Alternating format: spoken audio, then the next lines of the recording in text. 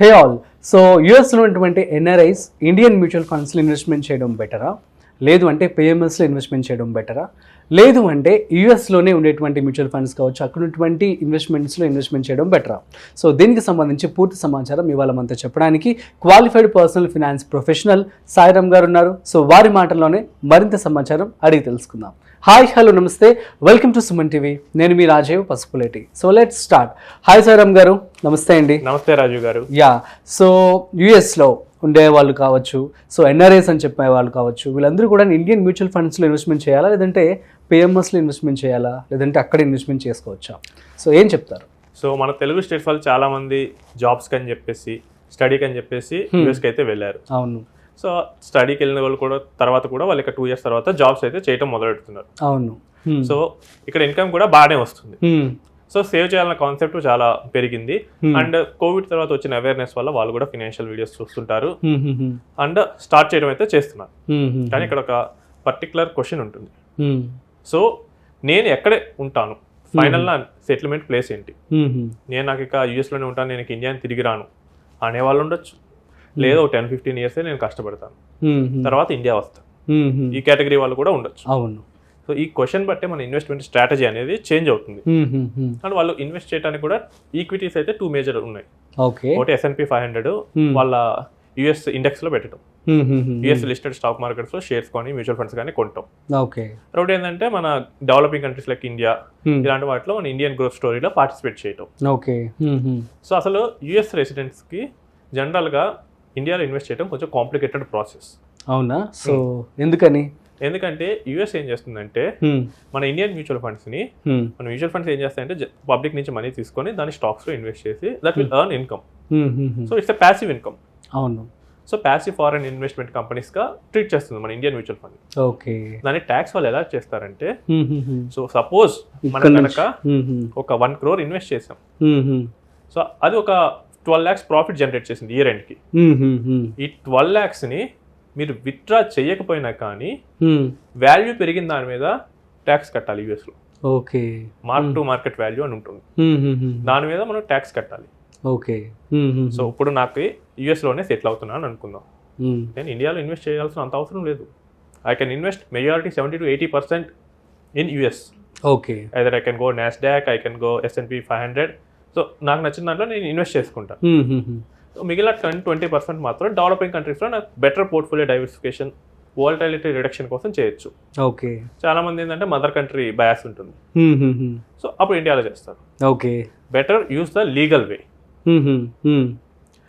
చాలా మంది ఏం చేస్తున్నారంటే లీగల్ వే కాకుండా వాళ్ళ ఇండియన్ రెసిడెంట్ స్టేటస్తో ఇన్వెస్ట్ చేస్తున్నారు. అవునా? అంటే ఎట్లా? సో జనరల్గా మనం ఒక ఇండియాని వదిలేసి 182 days అయితే ఒక ఫైనాన్షియల్ ఇయర్లో will be treated as non resident Indian. So non రెసిడెంట్కి కొంచెం డిఫరెంట్ రూల్స్ ఉంటాయి. కొంచెం ఇన్వెస్ట్మెంట్ కేవైసీ ప్రాసెస్ కూడా కొంచెం స్ట్రిక్ట్ గా ఉంటుంది. ఓకే. ఎందుకంటే వాళ్ళు డాలర్స్ ఇండియాలోకి తీసుకొస్తుంటారు, అందుకని వాళ్ళు ఏంటంటే NRO ఆర్ NRE అకౌంట్స్ తోనే చేయాలి. ప్రతిదీ కూడా స్క్రూటినీ ఉంటుంది. యా. సో ఇదంతా తప్పించుకోవడానికి ఏం చేస్తున్నారంటే, వీళ్ళందరూ వాళ్ళ సేవింగ్స్ అకౌంట్ ని వాడేసి, ఇండియాలో నాకు సేవింగ్స్ అకౌంట్ ఉంది, నేను యూఎస్ వెళ్ళాను, బట్ నేను మార్చుకున్నాను NRO అకౌంట్ గా, ఈ అకౌంట్ నుంచి నేను కంటిన్యూ చేస్తున్నారు. ఓకే. అట్లా చేయకూడదు అంటే కొంతమంది అడ్వైజర్లు దాన్ని రికమెండ్ చేస్తున్నారు, ఎందుకంటే వాళ్ళకి చేయటం రాక యూఎస్ వాళ్ళకి. ఓకే. అట్లా చేయకూడదు. మొన్న మీరు న్యూస్ చూసే ఉంటారు, 40,000 members కి ఐటీ డిపార్ట్మెంట్ ట్యాక్స్ బోగస్ చెప్పి ట్యాక్స్ రిఫండ్ లో పొందారని చెప్పి వాళ్ళకి నోటీసులు పంపించింది. ఏముంది, రేపు NRS మీద కూడా ఇలా చేస్తే సేవింగ్స్ అకౌంట్ ఎందుకు వాడుతున్నారని చెప్పి, అప్పుడు మీకు ఇప్పుడు ఎంత సేవ్ చేస్తారో దానికి ఒక 300% ఫైన్ కడతారు. అవునా? పొరపాటున యుఎస్ గవర్నమెంట్ కనుక కనుక్కుంది అనుకోండి, మీరు ఇంటెన్షనల్ గా ట్యాక్స్ అవాయిడ్ చేయడానికి ట్రై చేస్తుంటే they can revoke the visa. Just కొన్ని ఇన్సిడెంట్ చెప్పారు, మన క్లయింట్ ఆ వెహికల్ డ్రైవ్ చేసేటప్పుడు ర్యాష్ గా చేశారని చెప్పి ఒక టికెట్ పడిందని చెప్పి ఇండియాకి ఫ్రీగా టికెట్ ఇచ్చారు. సో అంత స్ట్రిక్ట్ రూల్స్ అయితే ఇప్పుడు అక్కడ వస్తున్నాయి. అదేం పెద్ద కాంప్లెక్స్ కూడా కాదు కనుక్కోవాలనుకుంటే. మీ అకౌంట్ లోకి డాలర్స్ వస్తుంది, ఇన్కమ్ ట్యాక్స్ డిపార్ట్మెంట్ ఈ ప్యాన్లు అన్నింటినీ తీసుకొని రివర్స్ వెరిఫై చేసుకుంటే చాలా మంది ఎన్ఆర్ఓ అకౌంట్లు అయితే ఒక బ్యాంక్ లో కాకపోయినా ఇంకో బ్యాంక్ లో అయితే చేసుకున్నారు. ఓకే. ఎన్ఆర్ఓ బ్యాంక్స్ ఎవరెవరికి ఉన్నాయి, వాళ్ళ ప్యాన్స్ ఏంటి, సేవింగ్స్ అకౌంట్ లోకి డాలర్స్ ఎవరెవరి వస్తున్నాయి, ఈ ప్యాన్స్ ఆ ప్యాన్స్ మ్యాచ్ చేస్తే ఈజీగా తెలిసిపోయింది. అంతే కదా. రేపు కనుక నోటీస్ వస్తే 300% పెనాల్టీ. అండ్ ఇది యూఎస్ గవర్నమెంట్ కనుక కనుక్కుంటే ఉద్దేశపూర్వకంగా ట్యాక్స్ ఎగ్గొట్టినందుకు వీసా కూడా రివోక్ చేయొచ్చు. మీరు కనుక ఇండియాలో ఇన్వెస్ట్ చేయాలి అనుకుంటే అండ్ ఇండియాలోనే సెటిల్ అవ్వాలనుకున్నప్పుడు 70% వరకు ఇండియన్ మ్యూచువల్ ఫండ్స్ లో ఇన్వెస్ట్ చేసుకోవచ్చు. ఓకే. బట్ ఇక్కడ ఏంటంటే మనకి ట్యాక్స్ అనేది కొంచెం పడుతుంది. ఇండియాలో ఇన్వెస్ట్ చేయాలనుకున్న వాళ్ళకి ఏదైనా మ్యూచువల్ ఫండ్ కానీ పిఎంఎస్ రౌట్ కానీ ఉంటుంది. ఓకే. మ్యూచువల్ ఫండ్స్ ని పిఎఫ్ఐసి కంపెనీస్ గా వాళ్ళు యూఎస్ గవర్నమెంట్ ట్రీట్ చేస్తుంది. ఓకే. అంటే సో ఇందాక మీకు చెప్పాను కదా, ప్యాసివ్ ఫారెన్ ఇన్వెస్ట్మెంట్ కంపెనీస్ వాళ్ళ ఇన్కమ్ అనేది ప్యాసివ్ గా వస్తుందని చెప్పి. ఓకే. ఇప్పుడు ఏం చేస్తారంటే నేను ఇన్వెస్ట్ చేశాను, నా మార్కెట్ వాల్యూ మీద ట్యాక్స్ కట్టాలి. ఓకే. ఇందాక చెప్పినట్టు 1 CR ఇన్వెస్ట్ చేశాను, నాకు 12 lakhs గెయిన్ వచ్చింది. కానీ గెయిన్ ని రూపీస్ లో చూడరు వాళ్ళు, ఓకే, డాలర్స్ లో చూస్తారు. Okay. Suppose I invested 1 crore rupees at 80 rupees per dollar. Okay. Year end కి నాకు 85 అయింది. నాకు వచ్చే 12 lakhs కూడా డాలర్స్ లో కన్వర్ట్ చేస్తా. సో డాలర్ జనరల్ గా అయితే డాలర్ పెరుగుతూనే ఉంటుంది. అవును. అప్పుడు ఏంటంటే మన గెయిన్ కొంచెం ఇన్స్టెడ్ ఆఫ్ 80 rupees లో కాకుండా 85 rupees మీద చూడటం వల్ల కొంచెం తగ్గుతుంది. దాని మీద టెక్సాస్ లాంటి స్టేట్స్ లో అయితే 37% ట్యాక్స్ వేస్తారు. సో స్టిల్ నాకు 12% రాకపోయినా 8% వస్తుంది. ఓకే.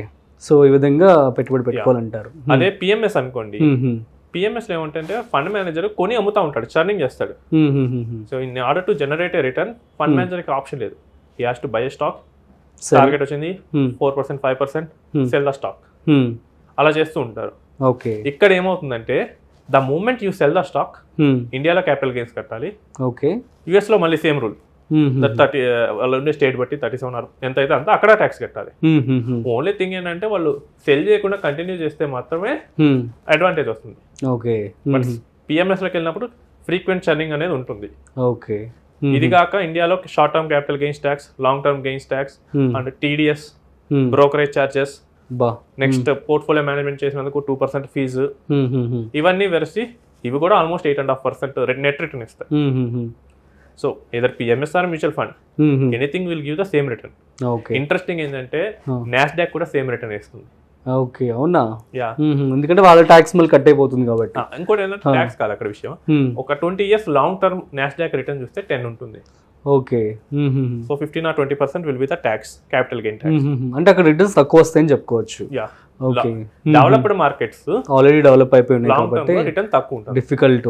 డెవలపింగ్ మార్కెట్స్ పెరుగుతుంటుంది. అవునవును. లైక్ ఇండియా మనకి జూబ్లీ హిల్స్ లో వాల్యూ వర్సెస్ గ్రోయింగ్ ప్లేసెస్ లో వాల్యూ, నార్సింగి అటువైపు. So Jubilee Hills already saturated, the return will be less. Same US market is already saturated, so అక్కడ రిటర్న్ అనేది తక్కువ ఉంటుంది, సమ్ 10% ఉంటుంది. అండ్ ఇన్ఫ్లేషన్ కూడా అక్కడ తక్కువ ఉంటుంది కాబట్టి అక్కడ ఎక్కువ స్కోప్ ఉండదు. ఓకే. ఆ 10% లో కూడా 15% ట్యాక్స్ అంటే అగైన్ 8.5 వస్తుంది. సో 3 కేసెస్ లో సేమ్ వస్తుంది. కాకపోతే ఒక 0.5% అటు ఇటు ఉండొచ్చు తప్ప. సో మూడిట్లోనే సేమ్ వస్తుంది. మీ టార్గెట్ కనుక ఇండియాలో తిరిగి సెటిల్ అవటం అయితే better invest in Indian markets. Okay. Amount starting లో ఎక్కువ లేదంటే come for mutual fund route. I have a bigger amounts, I start with 50 lakhs or 1 crore అంటే then come for PMS route. Okay. Okay. But tax అనేది legal గా file చేయండి. Okay. కొంతమంది advisers మాట విని వాళ్ళకి తెలియదు అసలు, వాళ్ళకి ఏం కాదు పట్టుకో అంటే ఏం జరుగుతుంది అసలు. ఇప్పుడు వరకు ఎవరైనా పట్టుకున్నారా? నేను చూడలేదు ఇప్పుడు వరకు. 40,000 members నోటీసులు పంపటం. Income tax department is using AI. ఒక సింపుల్ ప్రోగ్రామ్ రాస్తే దొరుకుతారు అటు ఇటు కంపేర్ చేస్తే. సో రిస్క్ అయితే తీసుకోవద్దు. ఓకే. ఎవ్రీథింగ్ లీగల్ గా చేయండి. సూపర్ అండి, thank you so much. So guys అర్థమైంది కదా, మరి యూఎస్లో ఉన్నటువంటి ఎన్ఆర్ఐస్ కావచ్చు, మీరందరూ కూడాను ఇక్కడ కనుక సెటిల్ అవ్వాలనుకుంటే ఇక్కడ ఇండియన్ మార్కెట్లో కనుక పెట్టుబడి పెట్టండి. సో దాట్ మీకు ప్రాఫిట్స్ వచ్చే ఛాన్స్ ఉంటుంది. So at the same time మీరు కనుక అక్కడే కనుక ఉంటాము అనుకున్నట్లయితే అక్కడ 70% to 80% వరకు ఇన్వెస్ట్మెంట్ చేస్తే సరిపోతుందని చెప్పడం జరుగుతుంది. అట్ ది సేమ్ టైం ఏదైతే మీరు ఇన్కమ్ జనరేట్ చేస్తున్నారో అది కూడా మొత్తం లీగల్గా ఉండాలని చెప్పారు.